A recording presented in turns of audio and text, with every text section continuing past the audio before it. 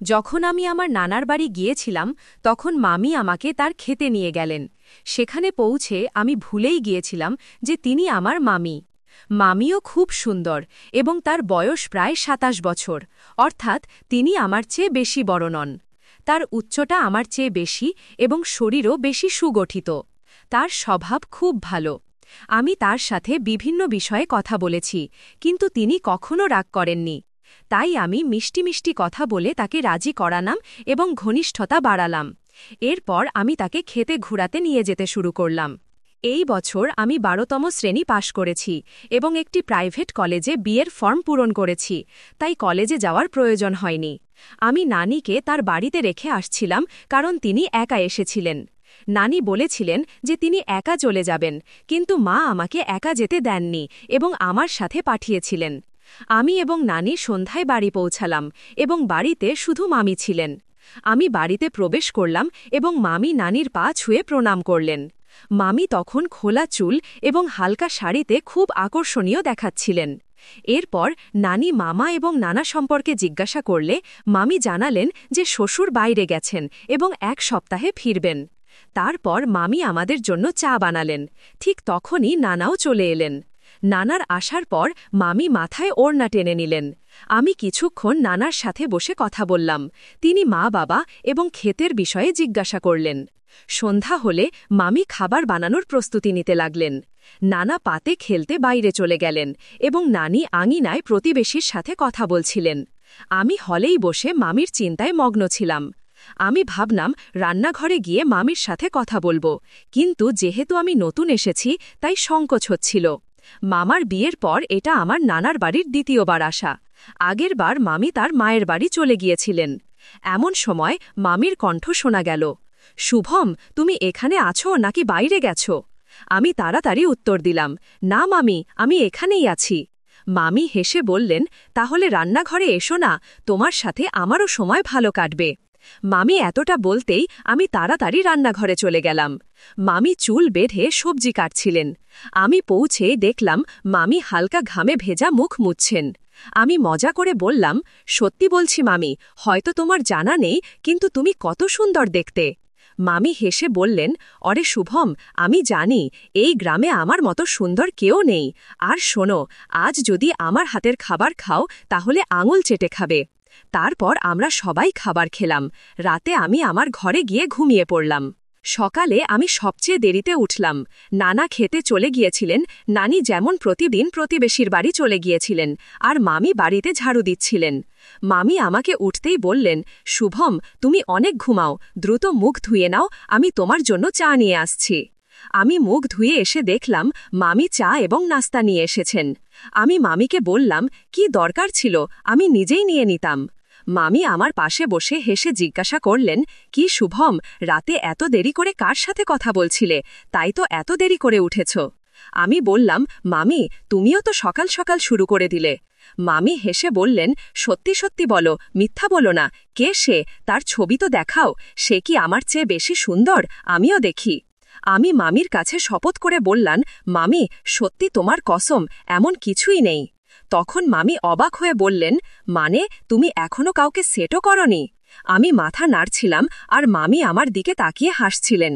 মামি হেসে বললেন, তাহলে মামি সম্পর্কে কি মনে হয়? মামির মুখ থেকে এমন কথা শুনে আমার নিঃশ্বাস বন্ধ হয়ে গেল, কিন্তু পর মুহূর্তেই তিনি জোরে জোরে হেসে উঠলেন এবং বললেন, শুভম, তুমি খুব ভালো লাগছ, আমি তো শুধু মজা করছিলাম। তারপর তিনি চায়ের কাপ নিয়ে তার কাজে ব্যস্ত হয়ে পড়লেন।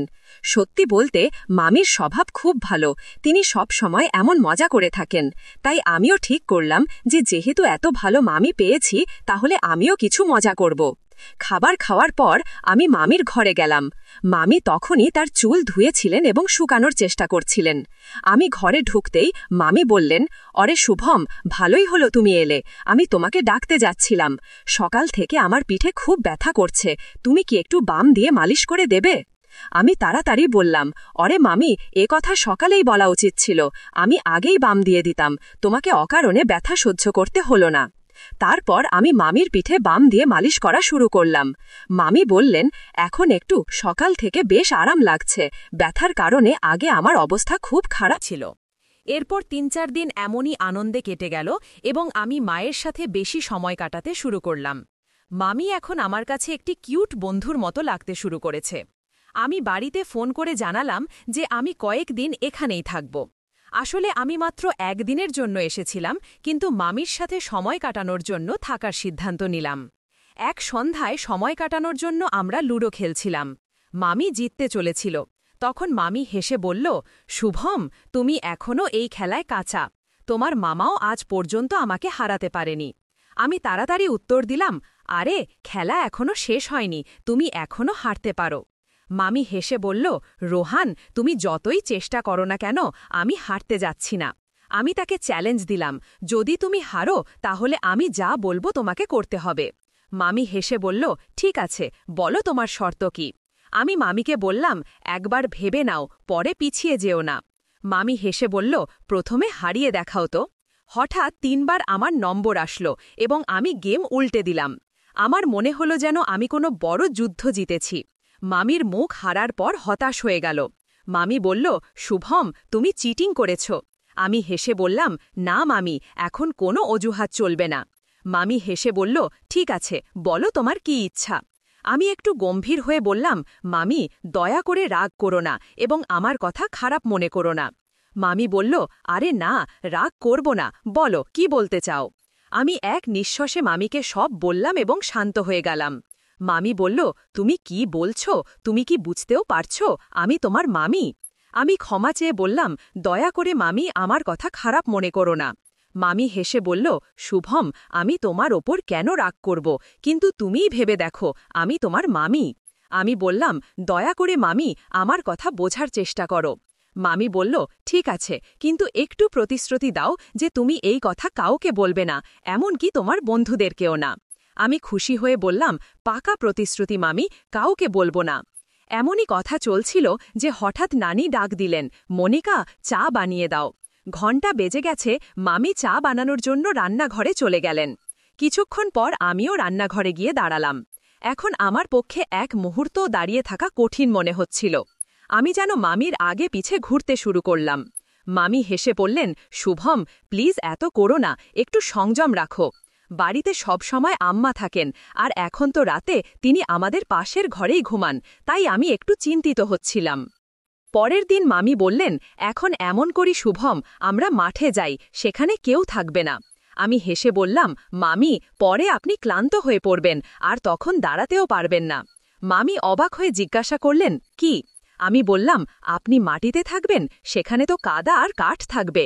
মামি হেসে বললেন, শুভম, তোমার কথাই আলাদা। সেখানে আমাদের একটি ঝুপড়ি আছে। ঠিক আছে, আগে চা খেয়ে নি। মামি বললেন, এত তাড়াহুড়ো করো না, এখনো দিন পুরোপুরি শেষ হয়নি, একটু অপেক্ষা করি। আমরা কথা বলছিলাম, এমন সময় আম্মা ডাক দিলেন, তোমাদের কথা শেষ হলে চা নিয়ে আসো। তখন আমরা চা নিয়ে আম্মার কাছে গেলাম। আমি শুধু ভাবছিলাম কখন সন্ধ্যা হবে আর আমরা কখন মাঠে যাব। সূর্য ডুবতে শুরু করলে মামি নানির কাছে গিয়ে বললেন, আজ আমি আর রোহান মাঠে যাচ্ছি, তাড়াতাড়ি ফিরে আসব। নানি অনুমতি দিয়ে বললেন, ঠিক আছে, কিন্তু তাড়াতাড়ি ফিরে আসবে। এরপর মামি তার বেডরুমে গেলেন, একটি তেলের বোতল আর সেফটি নিলেন।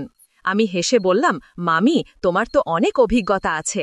মামি মুচকি হেসে বললেন, রোহান, আজকাল তোমার অনেক কথা বলার অভ্যাস হয়ে গেছে, বেশি নাটক করো না।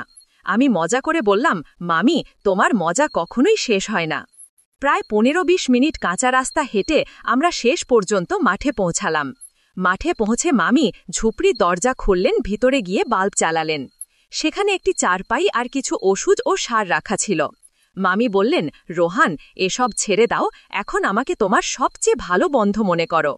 এরপর মামি কিছুক্ষণ আমার সাথে কথা বললেন, তিনি অবিরাম হাসছিলেন। প্রায় আধা ঘন্টা পর আমরা দরজা বন্ধ করলাম, হাত পা ধুয়ে বাড়ির দিকে রওনা হলাম। পথে মামি মুচকি হাসছিলেন, কিন্তু আমি একটু বিব্রত বোধ করছিলাম। মামি হেসে জিজ্ঞাসা করলেন, এখন কেমন লাগছে রোহান? আমি উত্তর দিলাম, মামি, খুব ভালো লাগছে না। মামি বললেন, খালি মনে হতে পারে, কিন্তু চিন্তা করো না, সন্ধ্যার মধ্যে নরমাল হয়ে যাবে। তারপর আমরা বাড়ি পৌঁছে খাবার খেলাম এবং আমি ঘুমিয়ে পড়লাম। পরের সকালে মামি চা নিয়ে এলেন। আমি তাকে ধন্যবাদ জানালাম। মামি হেসে বললেন, কালকের ধন্যবাদ আজ দিচ্ছ? আমি মামিকে বললাম, মামি, সম্ভবত কিছু ভুল হয়েছে। এমন করা উচিত ছিল না, কারণ আপনি আমার মামি। মামি হেসে বললেন, এখন তোমার ভুল লাগছে, কিন্তু এটা মনে রেখো, চিন্তা করো না। বন্ধুরা, এই গল্প বলার উদ্দেশ্য কারও মন খারাপ করা বা কোনো অনৈতিক কার্যকলাপকে উৎসাহিত করা নয়, শুধু আপনাদের সচেতন ও সতর্ক করা। যদি আমার গল্পটি আপনার ভালো লেগে থাকে তবে ভিডিওটি লাইক করুন, চ্যানেল সাবস্ক্রাইব করুন। ধন্যবাদ।